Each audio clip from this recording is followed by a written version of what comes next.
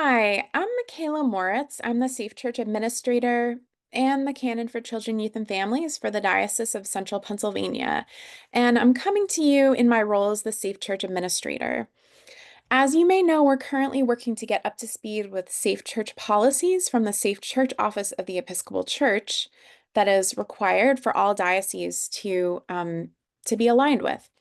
So therefore, I'm also asking for parishes to adopt the diocesan Safe Church policies.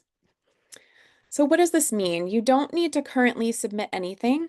Adopting the policies means you acknowledge that you have seen the policies and ideally review this with your vestry, anyone on your leadership team, and make sure that it is adopted. If there are any changes you need to make to the policy, they have to either meet or exceed the requirements in the policy. And then you adopt it, you put it on your website, you can send it out through email, distribute it by print so that your parishioners know that this is the policy that the church is following. We also have a self-audit form, which you will see and can be found on the website.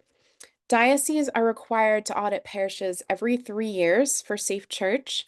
And in order to fulfill this requirement, we've created this self-audit form. Each parish will complete for your own purposes. You don't need to send it in to us, but we are available for questions as you fill it out. There will be a checkbox when you receive the church officers and vestry members' annual report that you do each year, and this will have you confirm that you've completed it. The report is normally sent out in December and it's due in April. So you'll have that time to go through it, look at it, and figure out what you need to do as a parish. So a little bit more background and information about why we're doing this. So the Episcopal Church created two policies and they need to be adopted by dioceses. This is the Safe Church policy for the protection of vulnerable adults and the Safe Church policy for the protection of children.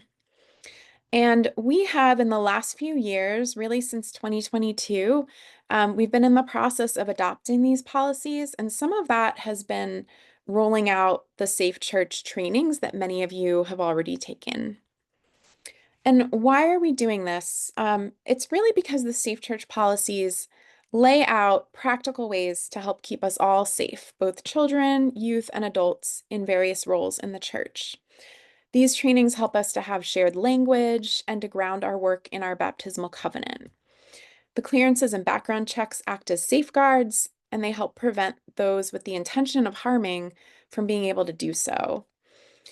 We want to protect the most vulnerable in our communities from abuse, and we also want to create safe spaces where people feel welcome, valued, and included, no matter who they are, where they're coming from.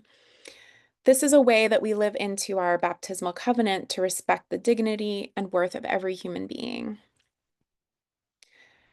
So the good news for many parishes is that many of you are already compliant, you're already doing this, and many others are on their way already. There won't be any updates or changes right now to Safe Church trainings, so you are good to go if you've received them in the last 3 years. I'm also hosting a Safe Church Managers meeting that will be September 16th at 12:30 p.m. And this will go through details, answer any follow-up questions. So please share this with anyone in your parish who might be interested. You can check the diocesan website for the Zoom link and also for in-person and online Safe Church trainings, which happen regularly. Thank you for all you do in your parish, and thank you for helping to make your parish and our communities a welcoming and safe space for all.